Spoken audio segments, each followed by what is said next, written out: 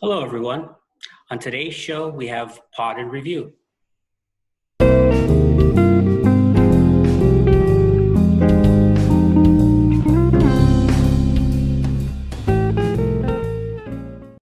So the week, it seemed like it was just yesterday when we started. And what's your take on the week? Yeah, it went well. We had some great interviews, right? We had a little disagreement on the movie, but I think our story time episode was a lot of fun. See, I love to, listen to the remarks on Facebook and on our YouTube channel. That was fun. Well, let's start with our first guest, which was Ozzy. What are your thoughts? Oh, wow. That was Osvaldo Gomez. Osvaldo Gomez. That's right. Yeah, Osvaldo, he is the lead teacher for a health academy at Elizabeth Learning Center. He's been there for actually, he's been over 20 years, like he shared. And so as we're talking to him, I realized that this is a mature teacher, right? I liked how he shared regarding his, just even his letting students grapple with the book. I like that, that he likes working alongside with him. Even when he starts off a book, he'll read a couple of chapters or not chapters, but paragraphs and so forth. But I like the idea that he is in there with them. I feel like he's in the mix with them. And as I remember Ozzy, that's how he was. He was a teacher that students really gravitated to, that they really enjoyed being around. And him as a leader there on the campus, can't go wrong there. So yeah, I thought it was fun. I even went into the whole music piece, and that was just great. He just same old Ozzy, a lot of fun. That interview is definitely worth going back to. There's a lot to take from it. And it made me reflect this week on why he wants to become an administrator, because he has a lot to offer teachers. He's very insightful, and he's a very good speaker and teacher. You can just tell when he's talking, and so flow, right? With nice and natural flow to him. Natural flow, and the way he explains things, anybody can understand him. So I liked it. He also mentioned Kelly Gallagher. Oh yes, the books of Kelly Gallagher. You might want to check them out. Some of the books' titles include "In the Best Interest of Students," "Teaching Adolescent Writers," and "Deeper Reading." But he has many books, so just check those out. Check out some of his workshops. He has them locally, at least in California. I've been to one, and I know he does them every so often. And I've met him. He's a really cool dude, Gallagher. By the way, I have my Long Beach State vibe happening right here. Nice, so, Rube. Shout out. Right. And then also, Ozzy recommends, in terms of fiction, East of Eden by John Steinbeck. And also, The Heart is a Lonely Hunter by Carson McCullers. And this is the book, this title comes up a lot in best lists, like top 10 of writers lists. And I've always wanted to read it. And so when he mentioned it, it piqued my interest. I've never read it. Yeah. Picked it up, and I'm interested. Cool. So definitely check out that interview, which leads us to David Sanchez. What are your thoughts? Yeah, David. I've known David again for over 20 years as well. And David, as I remember David, as just a strong mind. He could explain economics. The students also would go back to him, and if they needed help in that area, for sure, he was the one they went to talk to. But you know what? I talked to my students this week about David because he's an academic decathlon coach, and I shared with them, you know what? At Grand High School, they stay late. If you have a goal to win academic decathlon, you're going to have to put hours. And David put hours in, right? Not only every day, but during the weekends he shared. Okay, and yeah, this is a time. This year was difficult because a lot of us were at home. Well, I guess we're all at home doing distant learning. So that was maybe a little easier for him. But still, he still put the time in. And I think that's for anything, right? Whatever you want to do, just put the hours in. Was that the 100-hour rule? Not 100, 10,000 hour rule by Gladwell, right? You put 10,000 hours into something, you're going to be successful probably. And so David did that, and he was successful. And I was so proud of him that he and his kids won the academic decathlon this year. And so, yeah, I mean, it was also a little fun. I mean, I love that you had us play a little game at the end. I was kind of nervous about it. I just didn't want to look too silly in front of him because he's such a smart dude. But I think we both held our own. It was tough questions though. You picked up some tough ones, but that was fun. If somebody asked me to answer literary questions, I would be panicking because that's not easy. For sure. I did want to point out some of the schools that placed because it was some schools that I know about pretty well, and including Grant High School, David Sanchez, Mark Keppel. I saw that. They did really well this year. Alhambra High School, San Gabriel High School. Wow, the Valley's making a run. Yeah, Bell High School. Yeah, they always have a good team. Shout out to Granada my people, Hills. Granada Hills Charter High School. Did they win the national one this year? I know they won state. I don't right? think. I'm not sure they won national. Okay, I'd like to. I don't think so because it hasn't. We didn't talk about it. So that's cool. Okay, gotta look that up. Um, Successful programs. I mean, these are the top schools in the country. Granada Hills, Grant High School. That's pretty amazing. We had it on one podcast. That's pretty cool. Listen to this statistic. In 38 years of national competition, California has placed first 26 times and second 13 times. So they basically run the table. Yeah, and people try to change what they're doing just to see what we're doing. When I say we, I mean the state of California. But yeah, it's pretty cool. I mean, the competition is just intense. And, I've been doing it for 11 years. And like I said before, you put the hours in, you're going to see the results for sure.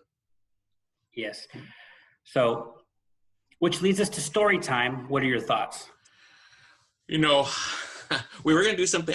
We were going to do something else this week, and I know we're going to do it probably next week. And so when we did story time, it was kind of off the cuff, and even the stories were off the cuff, right? I had some planned stories I was going to share, and then when we were being a little competitive, I guess I'm a little competitive with you. I know Christina Valdez out there, and she sees that a little bit. But no, I saw, wow, are we going to up me in these stories? So I was trying to find some interesting stories to do well against you. But you came to the game, dude. You hit it out of the park. Every story you shared was great. And one of the stories I never heard of, the last story, right? the two Pachucos, or the two guys of the street. And I'd never heard that one. That was fun to listen to for the first time. It's always fun to hear a story for the first time. I know you probably heard mine several times. You have your bag of stories, but I enjoyed it because, like I said, it was a new one. But also, it's always good to kick back and chat. So that was fun. None of the stories I told never held any value for me except for a lot of pain. Yeah. I'm surprised that one day it would serve something right of meaning to someone. So that's cool. I will want to clarify the last story because some of the audio went out at the end. Just to point something out, the man who came to speak, he's the only one I was talking to on the phone. So I thought he was going to come by himself. Oh. He came with somebody behind him, all Pachuco'd out. Slick hair, shades, the whole bit.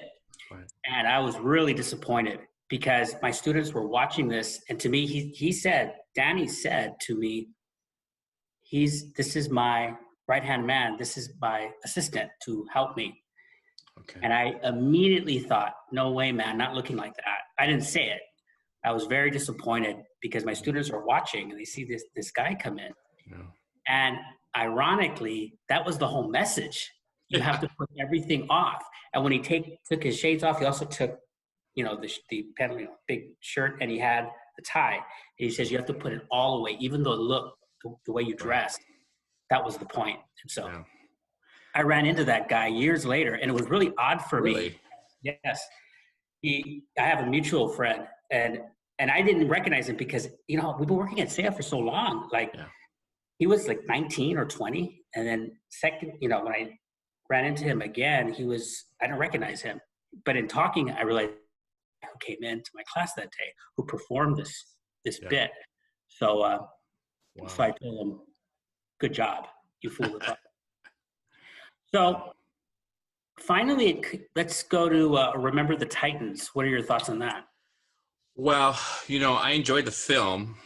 You said something not too long ago, like, isn't it funny that you might like a film, Jake, but I don't like it. But there are times where there's never a time where I like a film and you don't like it. And I thought, that's true. It hasn't happened yet. Reverse. But it's no, the reverse. You said it wrong. Oh, did I? You just said there's never a time, Ruben, where. Well, repeat what you just said. I missed it. No, I said that there's never been a time where you liked a film and I didn't like it, right? Right. And so here we go again, another time. Remember the Titans? You did not like the film, or at least you didn't like pieces of it, right? I didn't like it. I liked it totally. I liked the music. I liked the film. I'm not going to go with the pieces thing. I know we were doing that earlier. I'm not going to go with the pieces thing because when we go into a film, at least me, yeah, we go in thinking I'm going to like some pieces. At the end of the film, I think I either liked it or didn't like it. So I stopped saying that because I realized people are going to be disappointed if I recommend a film that's not good. Okay. So I will say I didn't like it. But one of the purposes of what I was trying to do in that review is not be so negative, because some people have clapped me a little bit for being so negative on movies. And so what I try to do is say, hey, instead of being negative, let's find common ground. Okay. Let's talk about movies that we both like that are good. Let's review another movie. Yeah. Well, and here's another one for you. Here's another movie. No, I'm going to do another one right now. What? Because Denzel Washington is such a cool actor. He was even cool in that one. I didn't give enough praise to his character. Mm-hmm. I really like that coach. He was under the gun. He never showed a soft side. He was tough the whole time. Mm-hmm. I respect him. But you know my problems with the movie. But speaking of Denzel Washington, how about that Training Day? That's one of the best movies. Yeah. It came out the very next year. Ethan Hawke and Denzel Washington. Excellent film. Wow. What a movie. What say you? I mean, I know somebody who, is familiar with some of those characters in Training Day, at least the ones that were kind of, portrayed. Denzel Washington's in Training Day was great. But you know what? Ethan Hawke he brought it to the table that day too. With that film. I mean, that was like a Training Day, and he went through the whole gamut.